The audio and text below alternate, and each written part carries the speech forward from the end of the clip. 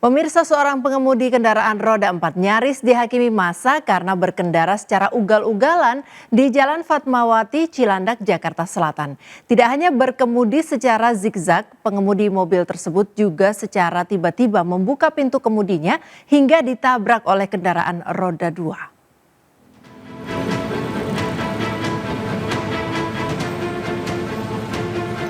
Pengemudi kendaraan roda 4 ini dikerumuni massa usai terlibat kecelakaan dengan kendaraan roda 2 di Jalan Fatmawati, Cilandak, Jakarta Selatan. Sejumlah petugas yang tiba di lokasi segera mengamankan pengendara roda 4 karena takut diamuk massa yang sudah ramai. Peristiwa ini berawal dari kendaraan roda 4 melaju dengan tidak wajar. Tiba-tiba pintu kemudi mobil tersebut terbuka hingga ditabrak oleh pemotor yang sedang melintas. Diduga pengemudi roda 4 tersebut berkendara dalam kondisi mabuk. Pas ditanya kronologi segala macam gitu malah cuma assalamualaikum doang, nggak jelas. Dia bilang dia mabuk, dia ngakuin dirinya dia mabuk. Itu nabrak apaan bang? Hah? Nabrak apaan dia? Dia motor yang nabrak sih. Jadi emang salah dia asal buka pintu, udah gitu mobilnya tengah-tengah. Iya. Ada korban bang? Korban satu doang. Akibat peristiwa ini, pengendara roda 2 yang menjadi korban dilarikan ke rumah sakit untuk dilakukan pertolongan. Sedangkan pengendara mobil dibawa ke unit laka lantas Jakarta Selatan untuk dilakukan pemeriksaan. Dari Jakarta, Sofyan Firdaus, iNews melaporkan. Diduga akibat arus pendek listrik, sebuah gudang penyimpanan tiner di Cikupa, Kabupaten Tangerang, Banten terbakar hebat. Meski tidak ada korban, namun kebakaran sempat membuat warga panik karena lokasi gudang tidak jauh dari permukiman warga. Kobaran api dan asap yang membumbung tinggi terlihat dari gudang penyimpanan tiner di Kecamatan Cikupa, Kabupaten Tangerang, Banten yang terbakar hebat Sabtu sore. Banyaknya drum berisi tiner di dalam gudang membuat semburan api semakin membesar hingga membakar habis sebagian bangunan gudang.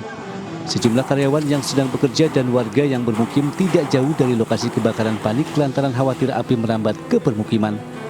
Meski kesulitan dengan sumber air, api akhirnya berhasil dipadamkan 3 jam kemudian setelah petugas mengerahkan 4 unit mobil pemadam kebakaran dari Kabupaten Tangerang ke lokasi kejadian.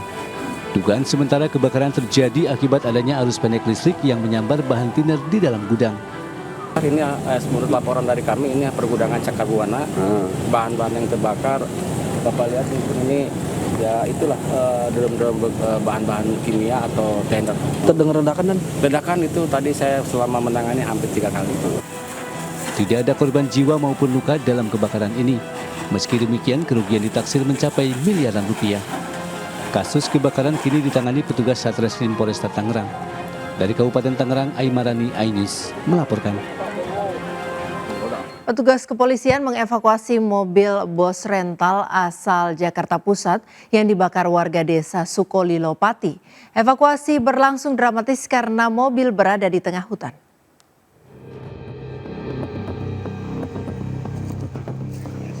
Beginilah sejumlah anggota polisi saat mengevakuasi mobil bus rental asal Jakarta Pusat yang dibakar warga di desa Sumber Sokopati, Jawa Tengah. Petugas terlihat berjibaku karena posisi mobil berada di jalan buntu di tengah hutan. Sebelumnya bos rental bersama 3 rekannya hendak mengambil mobilnya. Sesuai lokasi GPS, mobil berada di desa Sumber Soko. Setelah berhasil mendapatkan mobil dengan kunci cadangan, mereka kemudian diteraki maling warga dan mendapatkan amukan massa. Selain menjadi bulan-bulanan massa, mobil korban juga dibakar. Berdasarkan keterangan polisi, pemilik kendaraan meninggal dunia setelah dilarikan ke rumah sakit. Sementara 2 lainnya sudah sadar dan 1 rekannya hingga kini masih koma. Kami sudah menyita pakaian tersangka, kemudian pakaian korban, kemudian mobil Sigra yang dibakar oleh warga, kemudian beberapa batu juga yang diduga untuk digunakan melempar kepada para korban juga sudah kami sita. Betul, jadi memang saat evakuasi mobil yang terbakar cukup sulit, namun saat ini kami sudah berhasil mengevakuasi dan sudah kami amankan barang bukti di Polresta Pati. Polisi saat ini telah menetapkan 2 orang warga Sumber Soko yang diduga sebagai provokator.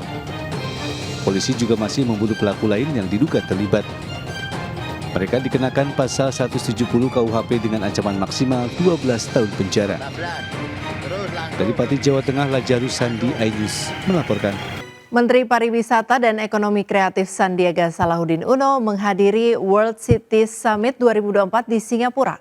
Forum yang dihadiri wali kota sedunia sekaligus para pakar ini membahas Smart City atau kota cerdas untuk menjawab tantangan perkotaan yang dihadapi saat ini. Menparekraf Sandiaga Salahuddin Uno menjadi salah satu pembicara dalam ajang World City Summit 2024 yang digelar di Singapura. Di hadapan para wali kota sedunia ini, Sandiaga memaparkan sebuah kota harus menjadi kota kreatif sebelum didapuk menjadi smart city. Langkah yang dilakukan adalah dengan terus berinovasi, sehingga dapat mengatasi berbagai persoalan dan meningkatkan kualitas hidup manusia dan komunitas setempat.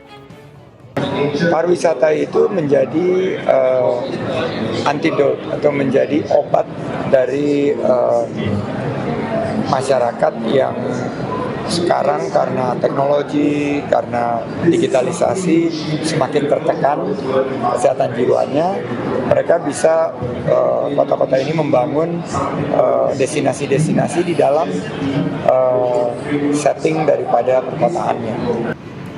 Indonesia memiliki 5 kota kreatif kelas dunia, Bandung sebagai kota desain dunia, Jakarta sebagai kota sastra yang masuk dalam kota kreatif UNESCO, Pekalongan sebagai UNESCO Creative Cities Network, Ambon sebagai kota musik dunia, dan Solo sebagai kota seni pertunjukan dan budaya. Tim Liputan iNews melaporkan. Gunung Lewotobi laki-laki di Nusa Tenggara Timur kembali erupsi dengan ketinggian abu vulkanik mencapai 1.000 meter. Warga di kaki gunung diminta waspada dengan status gunung kini di level 2 atau waspada.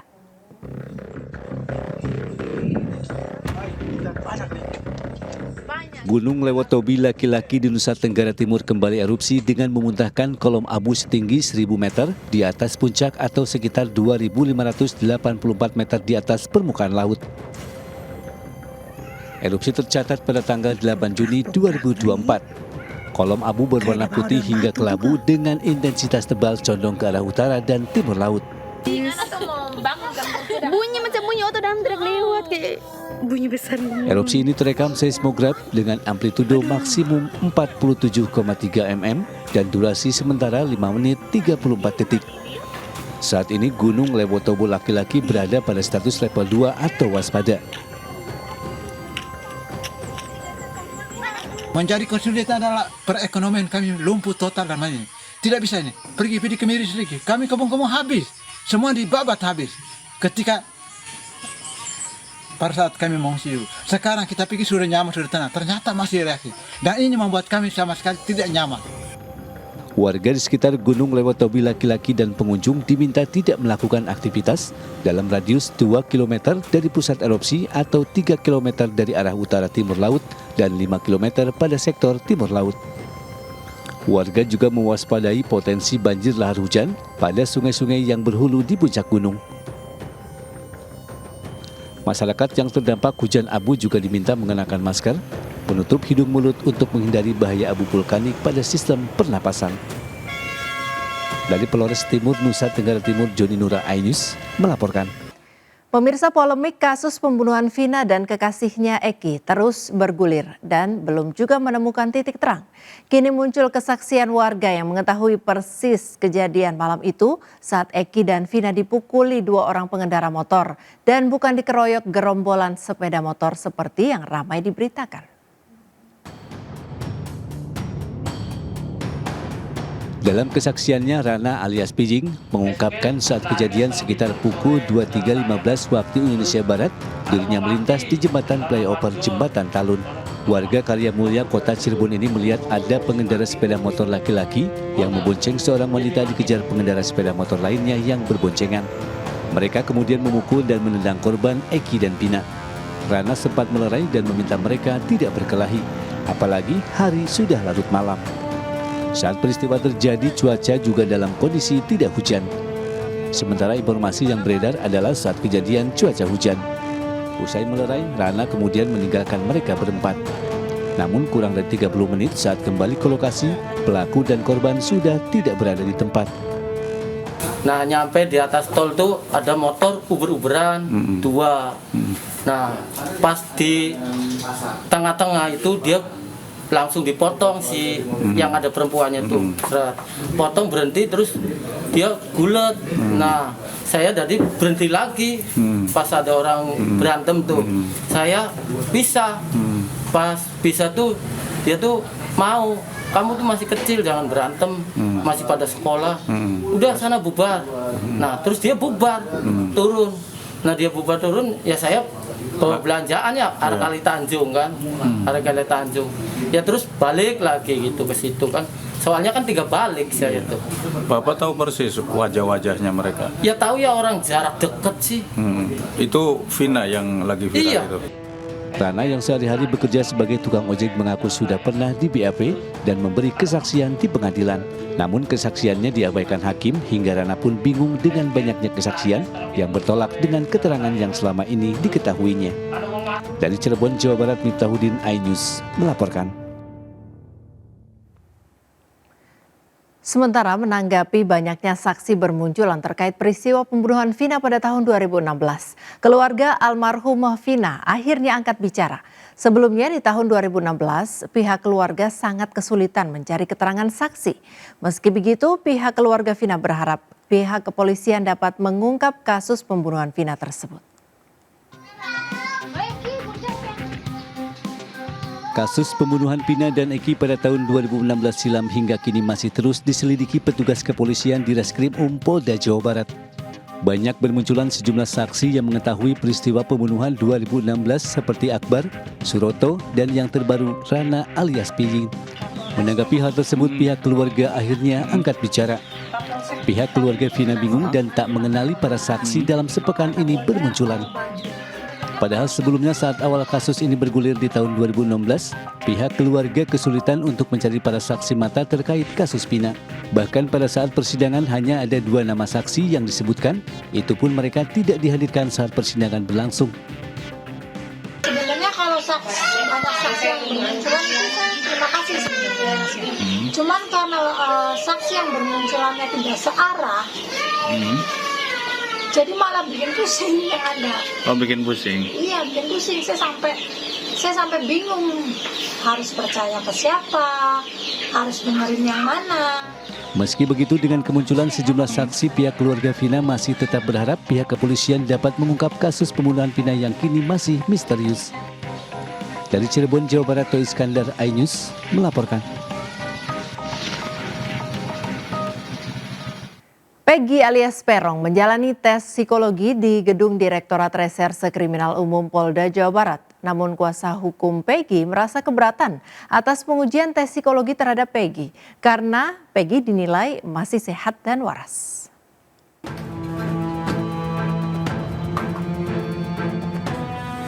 Peggy alias Perong dibawa masuk ke Gedung Direktorat Kriminal Umum Polda Jawa Barat di Jalan Bypass Soekarno-Hatta, Kota Bandung.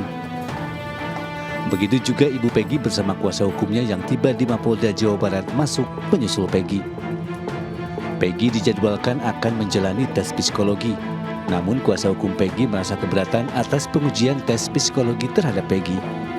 Hari ini agendanya apa aja sih, Bu? Peggy mau dilakukan tes psikologi terhadap Peggy Setiawan. Kalau ibunya? Enggak, cuma Peggy aja. Oh, Peggy aja. Suratnya. Kuasa hukum Peggy rencananya akan mengajukan permohonan keberatan karena Peggy dinilai masih sehat dan waras. Dari Kota Bandung, Jawa Barat, Yuan Pangestu, iNews melaporkan. Pemirsa, teriakan histeris mewarnai eksekusi lahan dan bangunan di Kota Padang.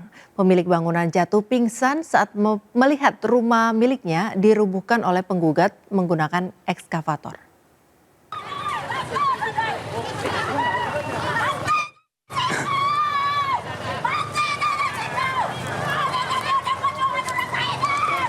Sambil membawa anaknya, wanita ini berusaha menghadang laju ekskavator yang akan mengeksekusi rumahnya.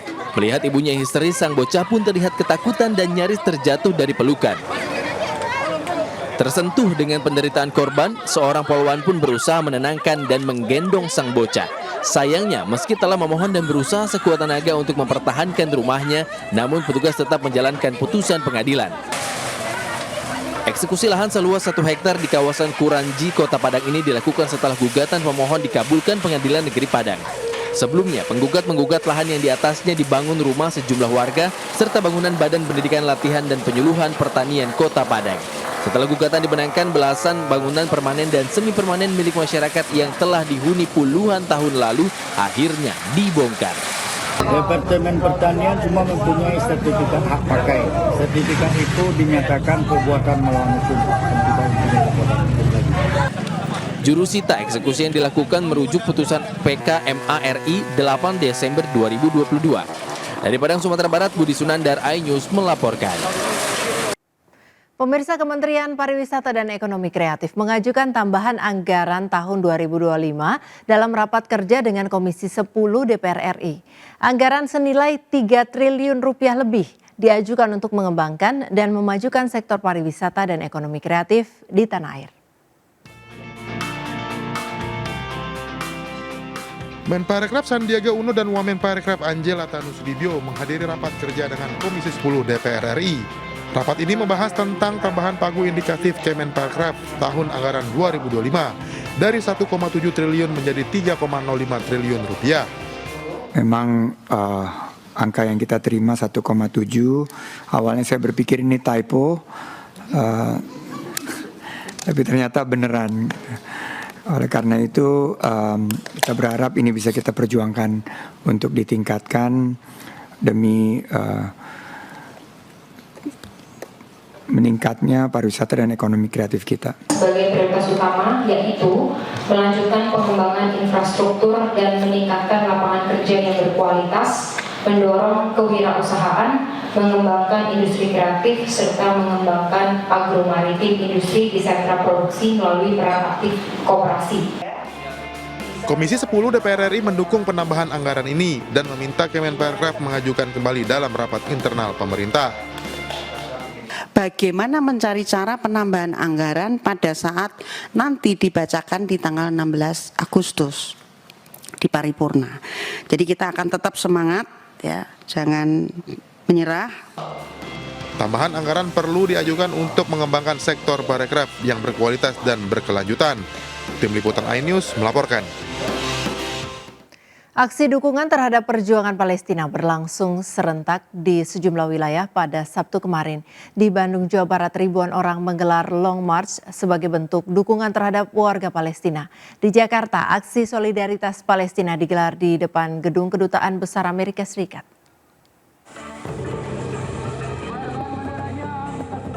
Sambil membawa bendera Palestina, ribuan masyarakat Jawa Barat dari berbagai daerah melakukan aksi Long March mendukung perjuangan bangsa Palestina melawan Israel. Long March berawal dari Masjid Pusdai, Kota Bandung menuju Jalan Merdeka dan berakhir di depan gedung DPRD Jawa Barat. Kegiatan juga dihadiri beberapa tokoh, seperti penyanyi Ebit G. Ade, mantan Gubernur Jawa Barat Ridwan Kamil dan istrinya Atalia. Besar gabungan dari ormas, para ulama, para tokoh masyarakat, santri, agamawan, ya, kemudian juga lintas profesi. Tujuannya bagaimana kita Jawa Barat kembali menyuarakan kepedulian dan rasa kemanusiaan kita terhadap kondisi yang menimpa Gaza, menimpa Rafah, menimpa Palestina. Karena saat ini kita ketahui Gaza itu telah dibombardir selama tidak kurang 8 bulan. Di Banda Aceh, ribuan siswa Madrasah Sanawiyah Negeri 1 menggelar doa bersama sebagai bentuk solidaritas dan empati bagi warga Palestina. Doa bersama digagas para siswa dan guru yang prihatin dengan kondisi kemanusiaan di Gaza yang hingga detik ini masih menghadapi gempuran tentara Israel.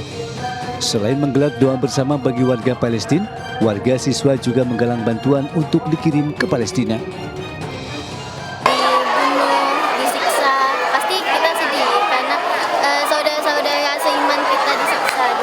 Sedangkan di sini kita masih bisa senang, masih bisa bercanda.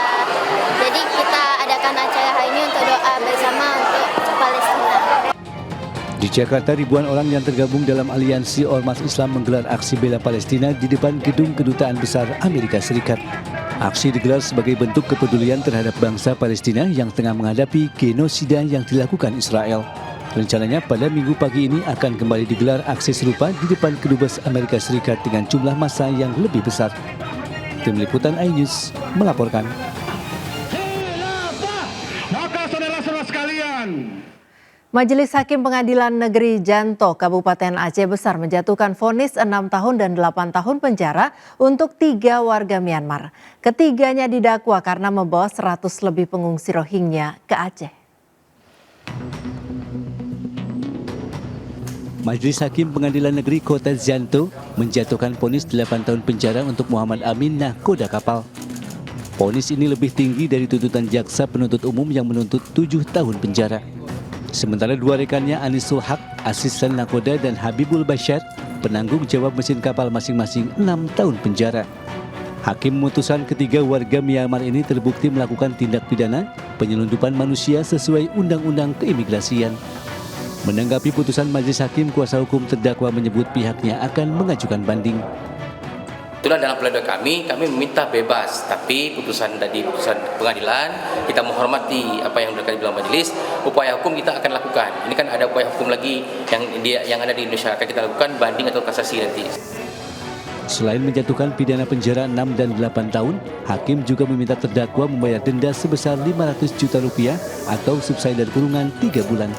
Dari Aceh Besar Aceh, Sukri Saripudin, iNews melaporkan.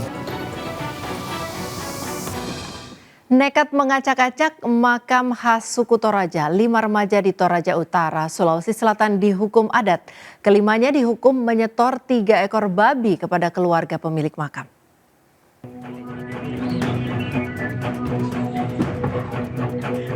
Lima remaja di Toraja Utara diduga membongkar makam khas suku Toraja atau Patane di 3 tempat berbeda. Kelimanya nekat mencari barang berharga di dalam kuburan. Usai video mengacak-acak makam viral, kelimanya kemudian diamankan dan dihukum secara adat. Para remaja ini diminta menyetor 3 ekor babi kepada keluarga pemilik makam. 5 pelakunya. Berapa petani yang dibongkar, Mbak? 3 petani. Iya. Tapi yang jelas sudah bisa ini, besok 1. Lusa mungkin 1. Kami denda untuk memotong 1 babi. Karena tidak bisa dibongkar cuma-cuma itu. Sementara itu dalam proses hukum adat tersebut disaksikan langsung oleh ketua adat, pemerintah setempat, keluarga para remaja, polisi serta masyarakat yang berada di sekitar lokasi kejadian. Dari Toraja Utara, Sulawesi Selatan, Jufri Tonapa, iNews melaporkan.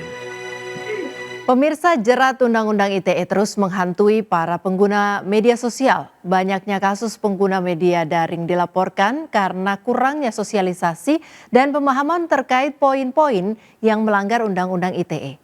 Lalu apa saja dan bagaimana cara bijak bersosial media? Informasinya kami hadirkan dalam Fakta Media berikut ini.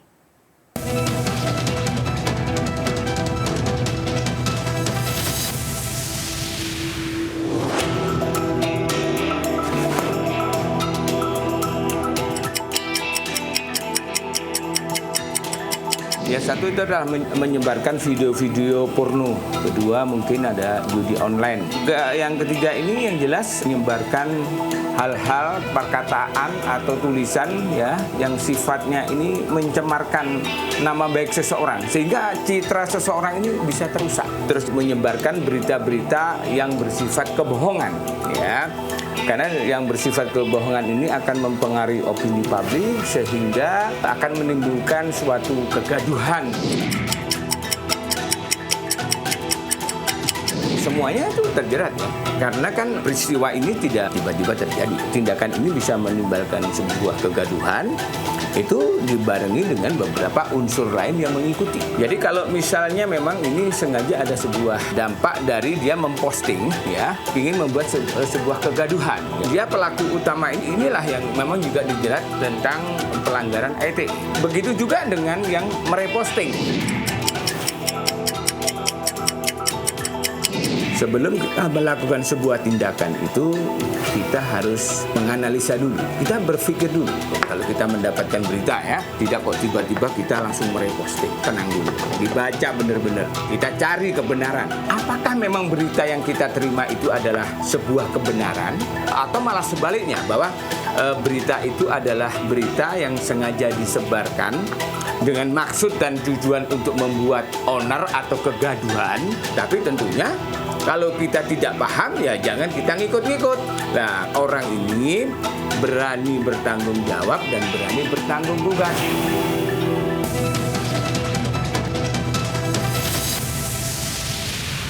Pemirsa, seorang arsitek di Kota Batu, Jawa Timur menjadi perajin boneka Fakikus dengan bentuk karakter pemesan lengkap dengan aneka baju yang digunakan. Dipasarkan melalui media sosial, boneka Fakikus laris manis hingga melayani pesanan dari luar negeri.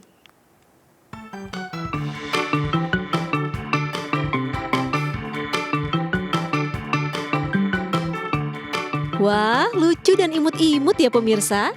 Sejumlah boneka ini semakin menggemaskan dengan pakaian casual, bersepatu hingga memakai topi.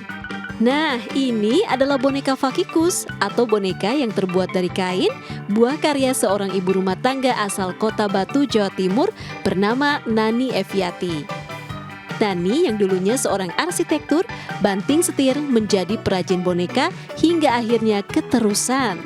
Bagaimana tidak? Boneka yang dipasarkan melalui media sosial ini laris manis hingga melayani pesanan dari luar negeri seperti Kanada, Australia, Jepang, hingga Arab Saudi.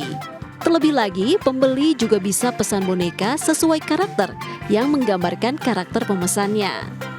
Jadi kadang bisa disesuaikan juga dengan karakter anaknya. Biasanya untuk kado yang beli biasanya untuk kado misalnya disesuaikan sama karakter anaknya, atau juga untuk wisuda. Jadi didandaninya juga baju wisuda.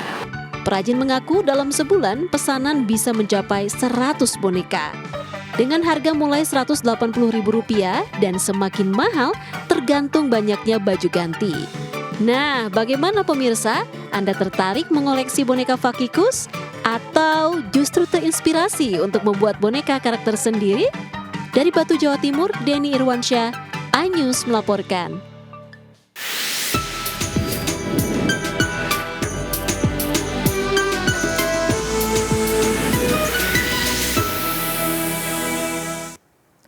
Lima 50 warga Indonesia mendapat kehormatan berupa undangan dari Raja Salman bin Abdul Aziz Al Saud untuk melaksanakan ibadah haji dengan fasilitas ditanggung penuh pemerintah Kerajaan Arab Saudi. Ke-50 orang tersebut termasuk pula Menteri Luar Negeri Sri Mulyani.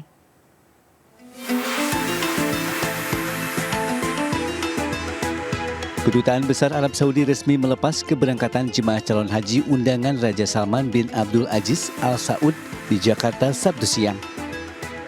Duta Besar Arab Saudi Faisal bin Abdullah melepas langsung 50 jemaah haji tersebut. Duta Besar Faisal menjelaskan para jemaah calon haji tersebut merupakan orang yang terpilih dari negara dengan jumlah penduduk muslim terbesar. Dari ke-50 orang tersebut diantaranya Menteri Keuangan Sri Mulyani bersama suami, Wakil Ketua Umum PBNU Kiai Haji Julfa Mustafa, serta Ketua MUI Riau. Kuota haji undangan ini masuk dalam total kuota haji Indonesia 2024. Turut melepas keberangkatan jemaah calon haji, Menteri Pariwisata dan Ekonomi Kreatif Sandiaga Uno. Dari salah seorang ustadz di Provinsi Riau, kemudian beliau meminta KTP dan paspor saya juga untuk apa? Silakan. Ini untuk ada undangan Raja Salman untuk melaksanakan haji. Saya sujud syukur karena ini merupakan suatu hal yang luar biasa yang tidak saya duga. Selama berada di Arab Saudi, para jemaah haji undangan Raja Salman akan mendapat fasilitas yang disediakan pemerintah Arab Saudi. Rencananya mereka kembali ke Indonesia pada tanggal 23 Juni mendatang. Dari Jakarta, Wenda Nura dan Di Wernadi, iNews melaporkan.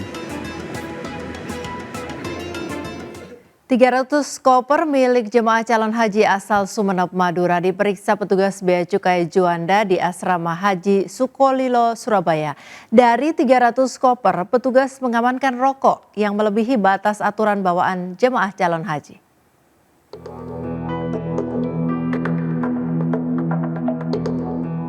PPIH Embarkasi Surabaya menemukan ribuan bungkus rokok ini setelah membongkar 300 koper besar milik jemaah calon haji yang tergabung dalam kloter 98 dan 99 asal Sumeneb, Madura. Temuan ribuan bungkus rokok dari 300 koper ini sempat membuat proses penerimaan jemaah haji di Embarkasi Surabaya menjadi molor beberapa jam. Karena petugas harus memanggil satu persatu jemaah calon haji pemilik koper untuk melakukan pembongkaran koper. Sekretaris PPIH Embarkasi Surabaya menyesalkan masih banyaknya jemaah calon haji membawa barang di luar aturan padahal sosialisasi sudah sering dilakukan. Barang bawaan yang berkaitan dengan rokok itu sepanjang ya, satu untuk kepentingan jamaah, yang kedua tidak melebihi ketentuan tiap orang itu 2 slop, itu tidak ada masalah. Tetapi kalau lebih dari itu, maka itu menjadi evaluasi tersendiri dari teman-teman AFSEK maupun teman-teman yang menjaga lalu lintas barang yang ada di Embarkasi Surabaya ini. Dalam aturan, jemaah calon haji hanya diizinkan membawa rokok sebanyak 2 slop rokok atau 20 pak rokok. Selebihnya rokok bakal disita karena menyalahi aturan kepabeanan.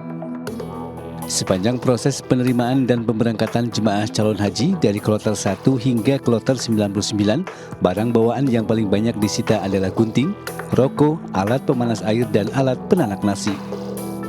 Dari Surabaya, Jawa Timur, Yuda Prawira, iNews melaporkan.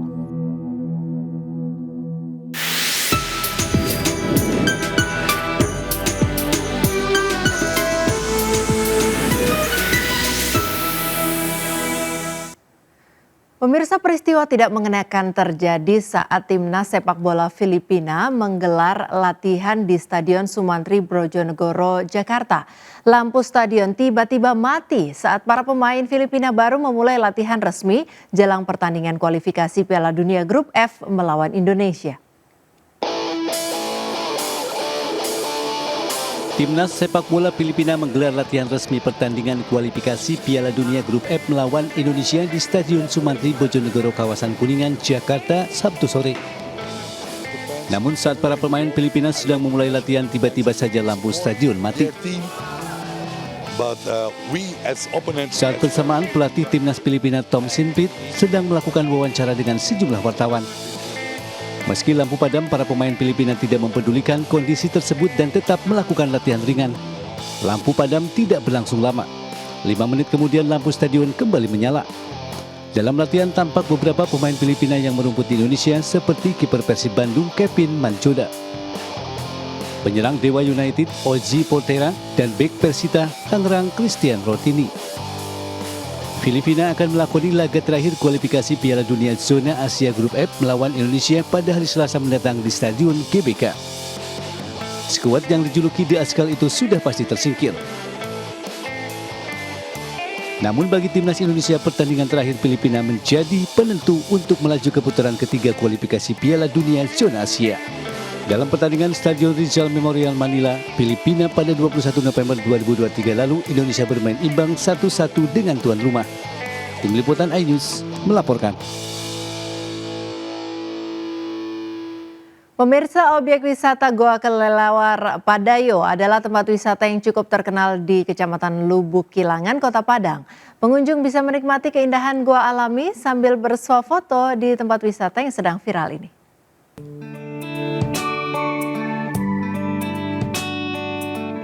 Objek wisata Gua Kelelawar terletak di daerah Padayo, Kelurahan Indarung, Kecamatan Lubuk Kilangan, Kota Padang. Gua Kelelawar hanya berjarak sekitar 20 menit dari pusat Kota Padang. Setibanya di lokasi, para pengunjung disambut oleh sejuknya udara perbukitan dan tenangnya suasana alam yang masih hijau dan asri. Sampai di mulut Gua Kelelawar Padayo, batuan bergerigi dan berpola bergelantung terlihat seperti tirai. Sumber air mengalir pada batuan yang begitu kasar dan bersih menjadi penyejuk. Tidak jauh dari pintu masuk, di atas langit-langit gua dengan ketinggian sekitar 4 meter, akan ditemui banyak kelelawar sedang bergelantungan. Ditambah sentuhan seni pencahayaan warna-warni menambah kesan estetik. Istimewanya itu karena di sini gua, kita bisa masuk ke dalam, terus kita bisa melihat ada kelelawar juga. Nah, uniknya lagi di sini dalam gua ini tuh dingin banget, sejuk, padahal udara di luar itu panas. Dampak istimewa dari Gua Kelelawar ini dengan objek atau wisatanya masih alami dan murni dari segi dari dalam maupun dari luarnya. Untuk camping-camping gitu ya. Camping, ya Bang. Sarang walet gitu ya. Untuk habitat kelelawarnya masih ada di sini, masih terjaga ya? Iya, masih terjaga Bang. Untuk masuk ke lokasi ini cukup hanya membayar Rp5.000 hingga Rp10.000 per orang. Lokasi wisata ini dikelola secara swadaya oleh masyarakat setempat dengan membentuk kelompok sadar wisata. Dari Padang, Sumatera Barat, Budi Sunandar, iNews melaporkan.